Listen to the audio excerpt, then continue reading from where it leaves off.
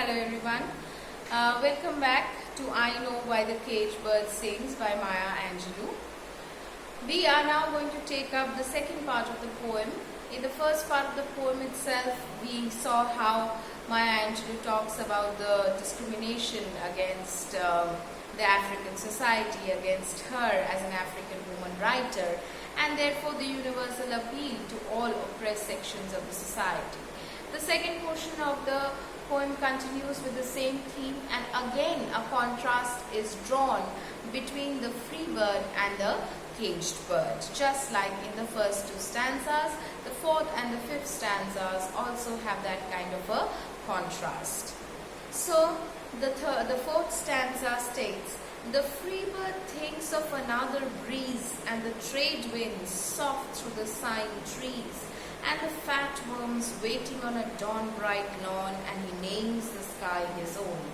Again, the imagery here is one of freedom and one of energy and happiness. This time the free bird is thinking of another breeze. Okay, now breezes have currents in particular areas, so basically he is thinking of another place where he can go, because everything is his own. Now the white Americans, the European settlers, okay, they thought that the entire world is their own. That's the reason why they went about colonizing lots of areas in the world, as you very well know from your history lesson of colonization. So this is the kind of mentality that has remained in the white Americans as well. They think that they are the predominant race, okay, so they believe that this particular place is mine, that particular place is mine, and then the next place is also mine. So they keep thinking about the next place where they can go. They keep thinking about the next breeze that will come, the next season, the season change, the place change, everything that they will enjoy. So another breeze is, it can be a season change, it can be a change of place. So it keeps on thinking about moving and enjoying its freedom in various places and various seasons. And the trade winds soft through the sighing trees. It also thinks of the trade winds. The trade winds are the strong winds that blow throughout the year towards the equator and then to the west. That you will know from your geography lesson. Anyway, so he thinks about the trade winds, he thinks about the next season, the other kind of winds, the other kind of breezes in different areas, different kind of breezes. So there is this freedom of movement and freedom to enjoy every single thing. And he thinks of the trade winds soft through the sighing trees. Now the sighing trees is basically nothing but the rustling of the leaves. That is the movement of the leaves and the branches when the wind passes through them and it moves, and they create that rustling sound, which is being compared to the sighing of the trees. And of course there is this personification here as well, because trees do not sigh. Sighing is leaving a deep breath, either when you are sad or unhappy or in pain. Now giving this kind of a sound to the tree is merely personification. To make the tree sigh is to personify it, but it basically means the noise that the rustling of the leaves make. And then in the third line it states, "The free bird also thinks of the fat worms waiting on a dawn-bright lawn." Now just imagine the exuberant image here. Okay, the energetic, colorful image of a dawn-bright lawn. A lawn that is green in color, that has been made bright and shining in the orange light, the early morning orange light of the sun, making it look beautiful and lush. And the free bird is enjoying all that. The free bird is ready to swoop down and eat its worms that will be waiting on these lawns. And again He names the sky is his own. Again, exaggeration. As I said in the first stanza also, the immensity of the sky as compared to the tiny bird. But the tiny bird is merely powerful because it enjoys freedom. So because it enjoys freedom, it thinks that the entire world or the entire sky, because the sky is the realm of the birds, so he thinks that the entire sky, the entire world belongs to him. And so he calls the sky, the entire sky, as his own kingdom. But a caged bird stands on the grave of dreams. His shadow shouts on a nightmare scream. His wings are clipped and his feet are tied, so he opens his throat to sing. Again, working in contrasts, we come back to the oppressive condition of the caged bird. While the free bird is free to dream, free to enjoy its dreams, the caged bird does not have that privilege because all his dreams are shattered and broken and dead. What would a caged bird's dream be like? The caged bird would dream of a free world. The caged bird's dream would be for freedom. But because it has been caged inside this particular cage, all the desire for his freedom is shattered, it's broken and dead. And that is why the caged bird stands on the grave of his own dreams. That is, the dead, shattered dreams are lying in the cage because he cannot go out of the cage or try to fulfill his dreams in some way. And so he is standing there and he can see literally all his dreams of freedom completely shattered. His shadow shouts on a nightmare scream. The caged bird here in this particular line is being compared to someone having a nightmare. And when you are having a nightmare, you experience the horror of the nightmare. Okay? And you try to scream, but because you are in a nightmare, your real body cannot function. You cannot really scream out loud if you are having a terrible nightmare. You are so caught in that nightmare that you want to scream, but since it is a nightmare that has to do with the subconscious mind, the real body cannot often react. Therefore, the bird is being compared to that. He's having a nightmare, the nightmare of his shattered dreams, and he wants to cry out, but it feels as if it wants to cry out, but it cannot cry out.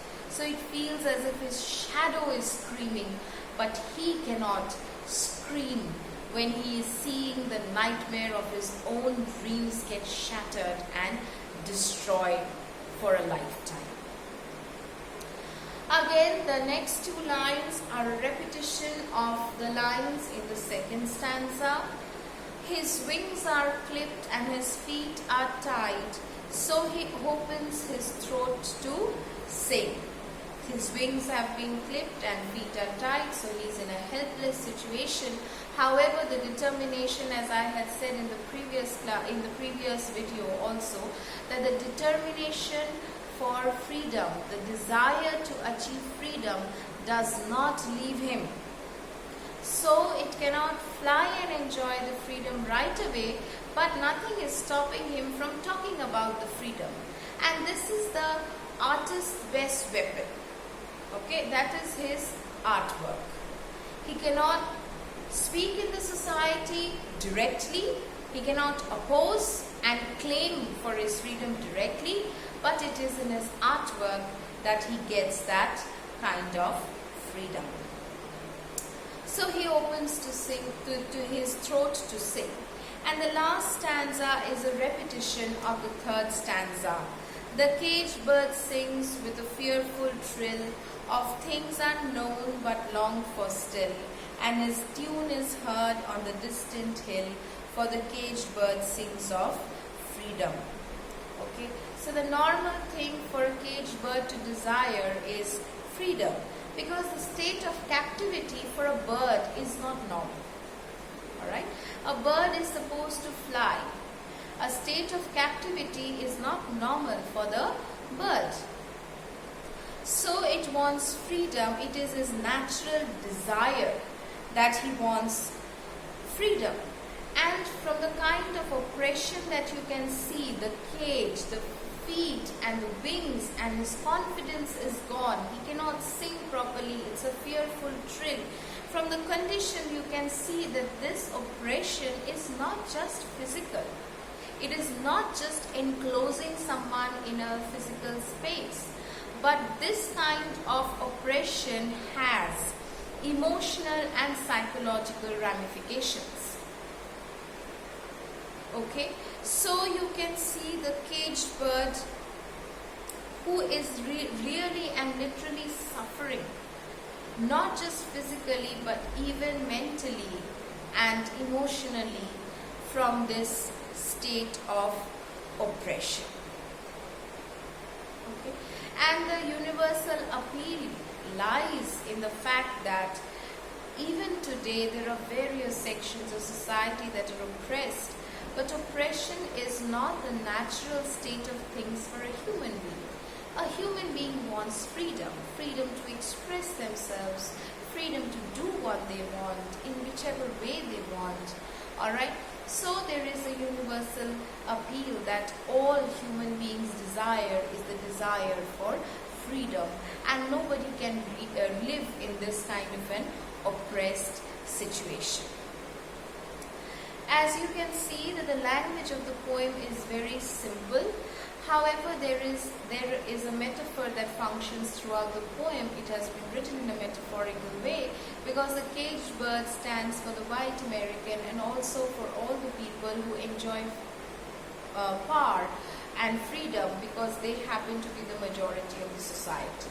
Okay, and the caged bird stands for the African American people who are oppressed, or any kind of people that are oppressed, and they stand for the weaker section of the society whose voice has been suppressed, but they are still desiring freedom, and so they are putting out their voice out there so that their voice is heard and someday they get the freedom. Now the poem has been written in 6 stanzas. There are no commas or breaks because Maya Angelou is writing from a place of deep emotional trauma. You know, her feelings are literally coming out and there is no stopping that feeling, and it goes on like that. Therefore, there is no proper rhyming scheme that has been followed. You can see a bit of a rhyming scheme in the 3rd and the 6th stanzas where trill, still and hill, they rhyme. Herd rhymes with bird, but this is not any kind of pattern. So there is no definite rhyming scheme. There are certain alliterations. Please find out the alliterations yourselves. It will be easy to locate. And the repetition of the 3rd stanza is just to show the desire for freedom is really strong. So even though the bird may be oppressed in every bit sense, it does not stop its desire there. It still keeps on desiring because freedom is the normal state of affairs for any human being. And here, of course, the caged bird. That's all you need to know to master this poem. I'm sure you've enjoyed the poem. You can read more of Maya Angelou's poems, you know, they are phenomenal. Phenomenal Woman is one, and you just search for Maya Angelou's poems, and she goes about breaking all the gender stereotypes and racial stereotypes in her poem, and you will really kind of enjoy her poems because they're written in very simple language. Please, so whenever you're free, do go ahead and read a few of other poems of Maya Angelou. Thank you all very much.